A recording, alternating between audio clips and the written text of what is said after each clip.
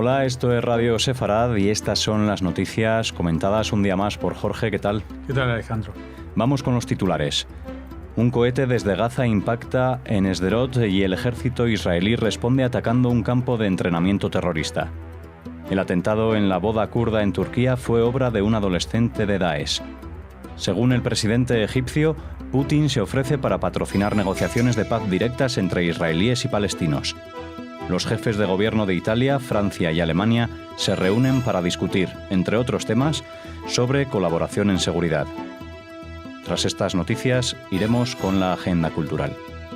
Vamos con la primera noticia. El sábado, un cohete lanzado desde la Franja de Gaza en un ataque reivindicado por el Frente Popular de Liberación Palestina impactó en la localidad sureña de Sderot sin producir víctimas ni daños materiales.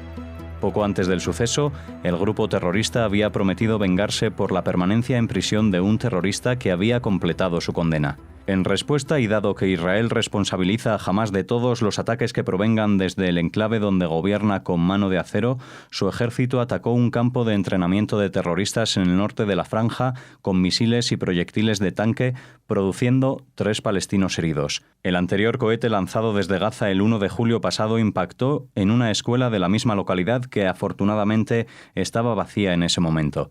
Solo en lo que va de año ya son 14 los cohetes lanzados desde Gaza, a pesar del compromiso de su gobierno en el alto el fuego de 2014. Bueno, sí, había un terrorista palestino que había estado condenado a 14 años, que se suponía que este verano iba a salir de prisión. Al final no ha sido liberado, le han imputado nuevos cargos y por lo tanto su grupo terrorista, que ya hasta creo que en la práctica estaba disuelto hace tiempo, el Frente Popular de Liberación Palestina, es un antiguo grupo terrorista que ya no está en activo, pero que de alguna manera pues quiso reivindicar esto y lanzó este cohete. Evidentemente esta gente que ya no están en este grupo, Frente Popular de Liberación Palestina, están perteneciendo a otro grupo, pues si no, no podrían haber accedido a los cohetes. Y la única manera prácticamente de acceder a un cohete en Hamás es con permiso de Hamás, porque Hamás tiene muchos cohetes. Y otra cosa es que diga, pero esto no, lo disparáis vosotros, nosotros no tenemos nada que ver. Así que bueno, estas son las mentiras típicas de organizaciones terroristas que luego quieren jugar el papel de víctimas o tener determinada participación en diálogos con grupos o países o entidades democráticas del mundo. Esto es un grupo terrorista, Hamás, gobierna con mano de hierro, arrastra y tortura a aquellos que no les obedecen ideológicamente, pero a pesar de ello tienen dentro muchas sublevaciones internas que más bien están tirando para el lado de Daesh, o sea, para un yihadismo todavía más extremo. Pero este lanzamiento en particular no tiene vinculación con el yihadismo de Daesh, sino con el yihadismo pre-Hamás, antiguo. Y el hecho de que Hamás lo haya permitido, pues evidentemente es una señal de que la respuesta israelí iba a ser contundente, a pesar de la contundencia con disparos de misiles y disparos desde tanques, pues solamente ha producido 3 heridos. Y esto es prácticamente nada, da la fuerza de fuego. También tengo que aclarar que esto no se disparó contra la población civil, ni contra una escuela, ni una mezquita, ni nada. Era un campo de entrenamiento militar o paramilitar, como lo quieras llamar, de Hamás. Que en ese momento, pues las personas que estaban ahí de guardia, pues fueron los que sufrieron las consecuencias. Pues vamos ahora con la masacre en una boda kurda que dejó 51 muertos y 94 heridos en la ciudad del extremo sur de Turquía, a 50 kilómetros de la frontera siria. Fue obra de un chico de entre 12 y 14 años vinculado con Daesh. Tanto el dueño del salón de celebraciones como los novios y parte de los invitados eran miembros o afiliados del partido prokurdo. Esta formación ha insistido en que es significativo que el ataque haya tenido lugar la misma noche en la que la Unión de las Comunidades Kurdas anunciara una declaración de negociación y resolución con el gobierno turco. En los funerales de las víctimas de este domingo en Gaziantep podían escucharse insultos a Erdogan.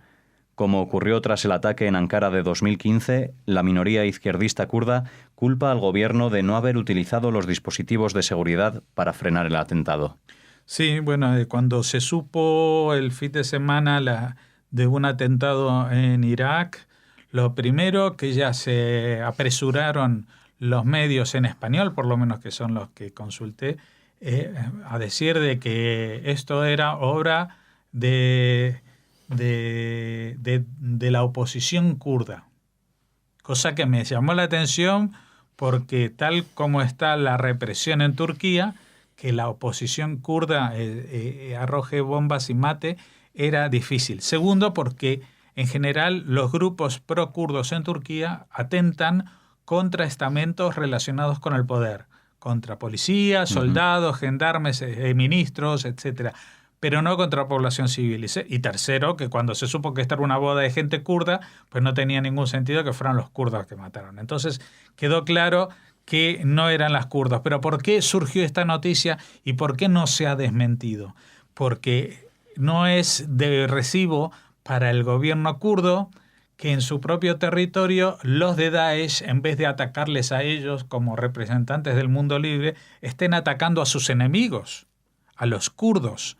Los enemigos del gobierno turco son los kurdos y los que le estaban atacando son los de ISIS. ¿Y por qué lo estaban atacando? Por algo que pasa unos kilómetros más al sur, en la frontera, pasada la frontera en Siria, como estábamos contando estos días, hay una retirada generalizada de las fuerzas de Daesh que están perdiendo la batalla, digamos, terrenal o terrestre por conservar. Y el principal frente donde están perdiendo terreno es en el frente de los kurdos.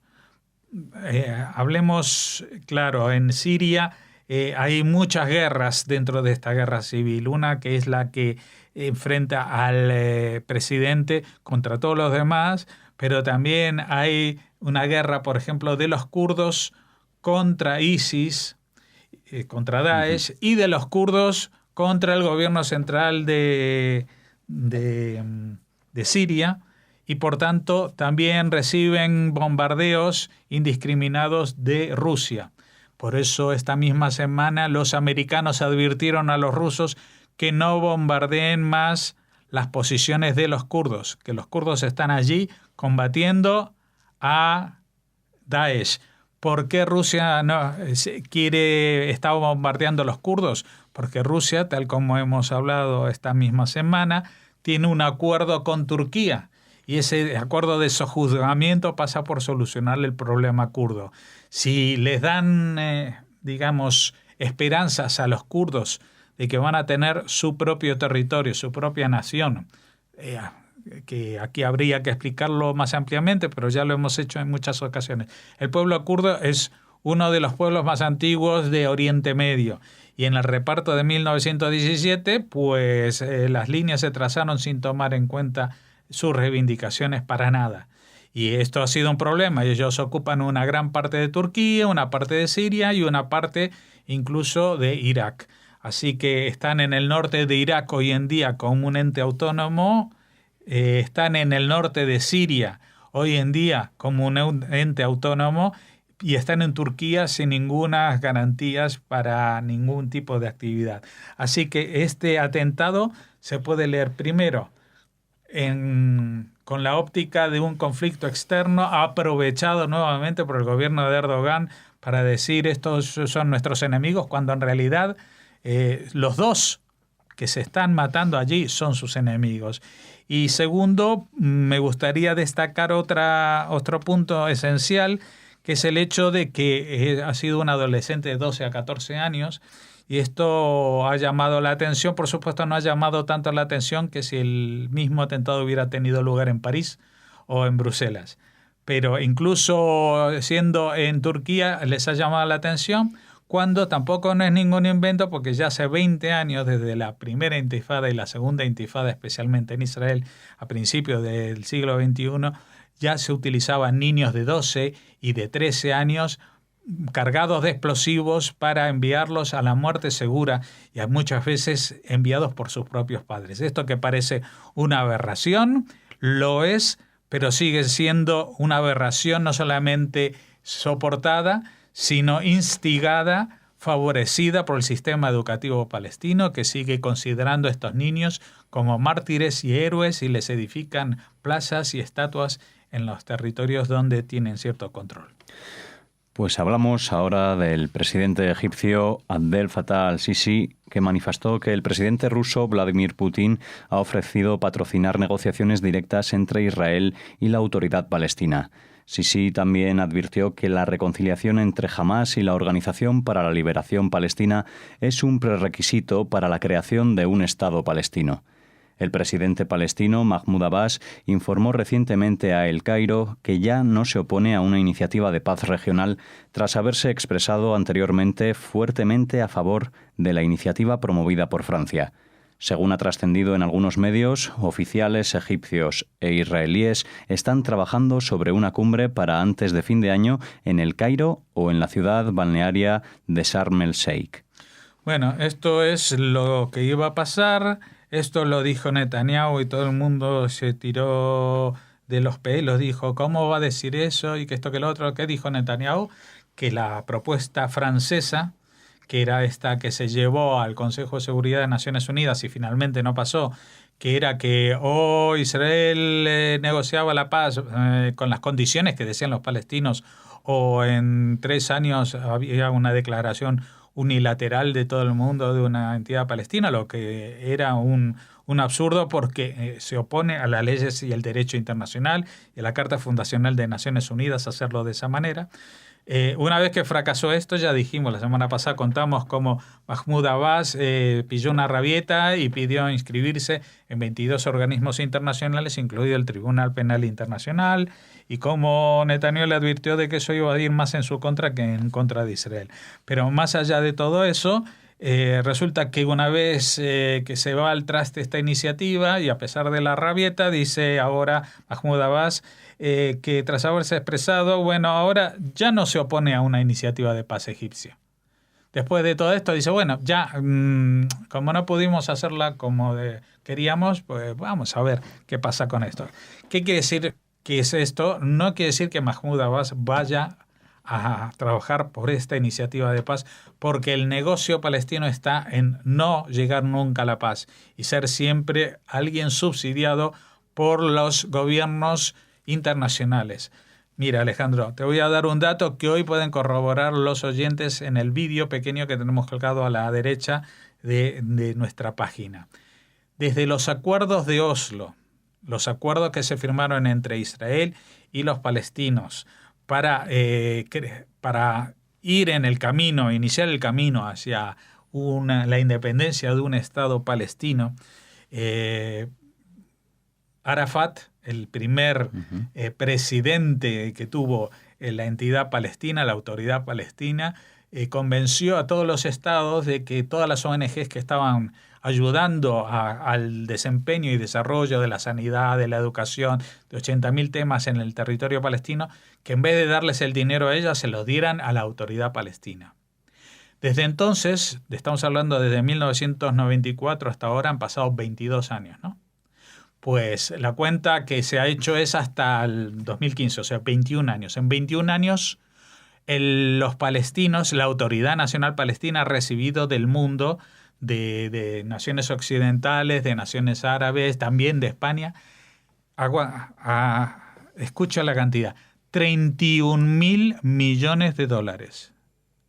Nunca en la historia del mundo ningún pueblo, nación o minoría ha recibido tanto dinero. El Plan Marshall de ayuda de Estados Unidos a la reconstrucción de Europa, que evidentemente ayudó a reconstruir Europa, y aquí tenemos el resultado, tomando en cuenta la inflación y lo que valía el dólar en 1945 o 47, a lo que tiene el valor que tuvo en estos últimos 20 años, quiere decir que los palestinos recibieron 15 veces más dinero que Europa.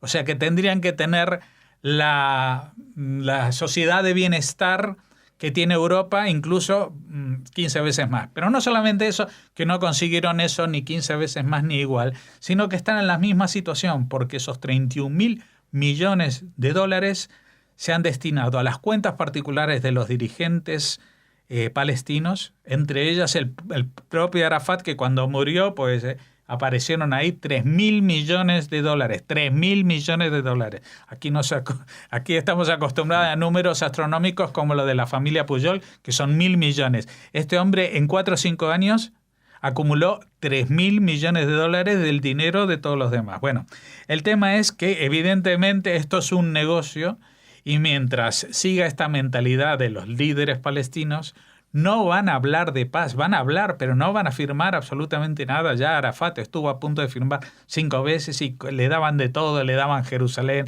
le daban todos los territorios. Y no, ¿por qué no? Porque se les acaba el chollo. Nadie ha tenido un chollo como este en la historia del mundo. Bueno, ahora entra un nuevo soldadito en esta ecuación y es un soldadito importante porque Putin, como baluarte de apoyo al régimen egipcio, israelí y a los palestinos, primero que los palestinos no se van a poder negar. El propio Mahmoud Abbas hizo su tesis sobre antisemitismo, una tesis antisemita en la Universidad de Moscú, y ahora ellos no se van a poder negar a sentarse a dialogar. Pero yo desde aquí, desde mi pesimismo realista, creo que no se va a llegar a ninguna solución. Incluso me atrevería a decir que ni siquiera el primer paso, que es el que el presidente egipcio apunta, que es que antes de reunirse para crear un Estado palestino y dialogar sobre eso, tendrían que reunirse entre los de Hamas, que gobiernan en la Franja de Gaza, y los que gobiernan en Cisjordania, la Organización por la Liberación de Palestina. Y entre ellos no solamente que no van a arreglarse, sino que van a seguir matándose entre ellos como han hecho hasta ahora. Finalizamos aquí con las noticias del día con el primer ministro de Italia, Matteo Renzi, el presidente de Francia, François Hollande, y la canciller alemana Angela Merkel, que se reúnen en estos momentos en la isla italiana de Ventotene para abordar los grandes retos que tiene la Unión Europea por delante. En cuanto a los temas de seguridad y terrorismo, se espera que discutan las posibilidades de aumentar la cooperación e incluso de integrar fuerzas especiales de seguridad y defensa, además de vincular los servicios de inteligencia de los 3 países. Podrían darse los primeros pasos hacia la estrategia conjunta de política exterior y seguridad que propuso Federica Mogherini sin demasiado éxito. Implicaría nuevos mecanismos de toma de decisiones a nivel europeo para contribuir a las misiones internacionales, así como nuevas formas de cooperación. Bueno, evidentemente esta minicumbre entre Italia, Francia y Alemania pues tiene por el propio formato ya una significación, que es que ha habido un reemplazo de jugador, alguien se ha sentado en el banquillo, que ya el Reino Unido no está, que sería el tercer jugador principal de Europa junto con Francia y Alemania, y entonces bueno, ha aprovechado Italia para hacerse un hueco entre los 3 principales países. Van a hablar de muchísimas cosas, tienen muchas cosas en común. Los italianos van a pedir seguramente ayudas para el tema de los refugiados que llegan del Mediterráneo, no los que llegan desde Turquía, que es la avalancha que tiene más ocupada a Italia, ¿no? Evidentemente también van a hablar de las consecuencias del Brexit y todo eso, pero hay un tema dentro de esta agenda que sería importante que se pusieran de acuerdo, que es el tema de servicios de inteligencia o cooperación entre servicios de inteligencia entre estos 3 países al menos, porque ya hemos visto lo que pasó en Bélgica por la falta de cooperación en los servicios de inteligencia con Francia en el tema del terrorismo. Así que espero que el planteamiento sea que no solamente estos 3 países cooperen, porque si no, pues los terroristas, que tampoco son ningunos tontos, van a, en vez de atentar desde Italia, van a atentar desde Suiza y luego volverán, o desde cualquier otro país que no integre este núcleo duro que se está constituyendo. Evidentemente, Federica Mogherini, sin demasiado éxito, propuso la estrategia conjunta de política exterior y seguridad, pero eso lo ha propuesto desde el principio de los tiempos todos los encargados de relaciones exteriores de la Unión Europea, porque evidentemente Europa no tiene una misma voz en el exterior, cada uno hace lo que quiere, y seguirán haciéndolo, lo lamento decir, porque Europa no es que sea un proyecto fracasado, pero sí que es un proyecto que hoy en día está entre alambres o hay que tenerlo con pinzas, y no es el momento de una huida hacia adelante, de decir, bueno, y ahora vamos a fusionar absolutamente todos nuestros ejércitos, todos nuestros temas de seguridad y nuestros temas de defensa y de inteligencia. Pues eso no lo va a admitir ninguno de los países, especialmente de los países importantes o centrales. Van a querer participar y que por ejemplo, todo lo que han invertido, suponte España, en temas de seguridad, investigando a los posibles yihadistas, pues esté al alcance de no sé qué, de Rumanía o de Bulgaria, a cambio de nada, a menos que estos países, que también están dentro de los 27, antes 28 de la Unión Europea, pues se comprometan no solamente a aportar su inteligencia, sino a reforzarla y estar al mismo nivel que debe estar cualquier organismo de este estilo en la Unión Europea. Bien, pues finalizamos aquí las noticias del día, hacemos una breve pausa y regresamos con Raquel y la agenda cultural.